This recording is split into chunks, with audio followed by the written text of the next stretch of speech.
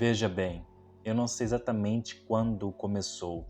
Talvez tenha sido naquela noite de dezembro em que os relógios pareciam conspirar contra o tempo, arrastando cada minuto como se quisesse que eu percebesse com exatidão o que estava prestes a acontecer. Ou talvez tenha sido muito antes disso, quando ainda havia alguém do outro lado da linha para atender. Mas, de alguma forma, toda véspera de Ano Novo parece convergir para o mesmo ponto. Um telefone em minha mão e um silêncio que nunca é só silêncio. Era um ritual, entende? Um hábito que nasceu quase por acidente. No começo, era só uma tentativa de alcançar velhos conhecidos, colegas de escola, vizinhos, pessoas que eu não tinha mais motivos reais para chamar, mas que me lembravam de uma época em que a solidão era apenas uma palavra e não a presença constante. Com o passar dos anos, a lista foi encolhendo, como se cada número apagado fosse também uma parte de mim que desaparecia. Mas eu ainda tentava, mesmo sabendo que as chances de alguém atender eram mínimas. Naquela noite, o telefone parecia mais pesado que de costume. As luzes do apartamento piscavam, lutando contra a umidade que se acumulava nos cantos das paredes. Era como se tudo ao meu redor estivesse envelhecendo mais rápido do que eu. Percorri a lista de contatos, os nomes agora quase irreconhecíveis, e comecei a discar, um por um, sempre com aquele intervalo entre as chamadas, como se eu esperasse que o silêncio prolongado pudesse me dar coragem para tentar de novo. Ninguém atendeu, é claro, mas depois da terceira ou quarta tentativa, algo mudou. No começo, achei que fosse uma interferência, um ruído baixo e regular como uma estática, mas diferente. Quase um som humano, abafado, vindo de algum lugar entre as frequências. Apertei o telefone contra o ouvido, tentando distinguir palavras, mas o som desapareceu tão rápido quanto começou.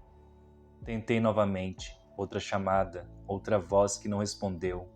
Então, de novo, aquele som, desta vez mais nítido. Era impossível não reconhecer.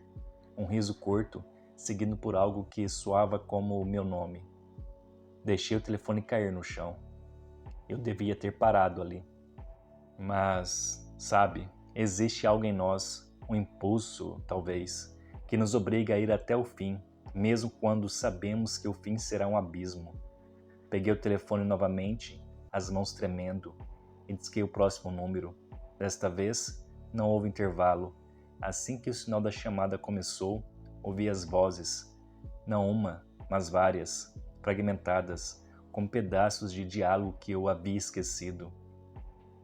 Elisa disse que ela ia ligar, murmurou uma. Você lembra daquela noite no lago?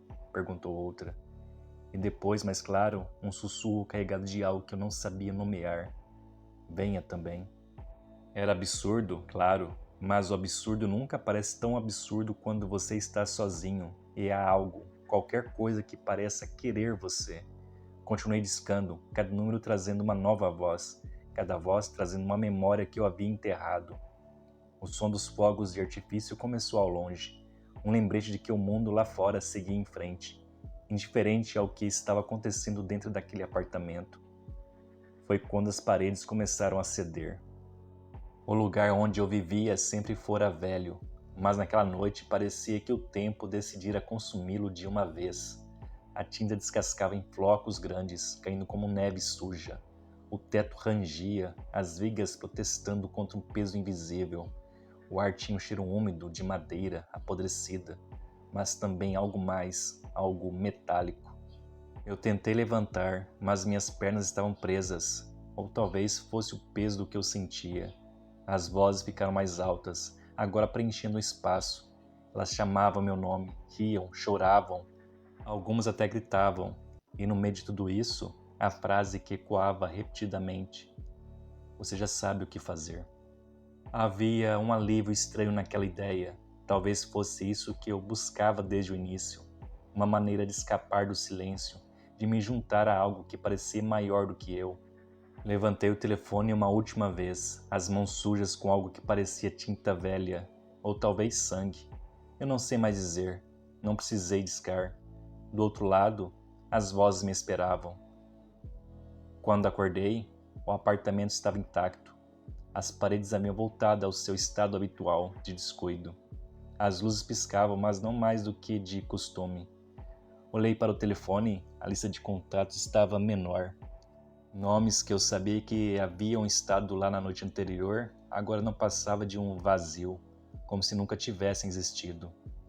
Não sei dizer quantas vezes isso aconteceu. A cada ano parece mais difícil lembrar, mas há algo que nunca muda. O peso do telefone, a lista cada vez mais curta e as vozes que nunca me deixam em paz.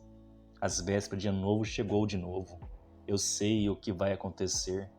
Eu vou ligar. Eu sempre ligo. E algum dia, meu nome estará do outro lado, no vazio.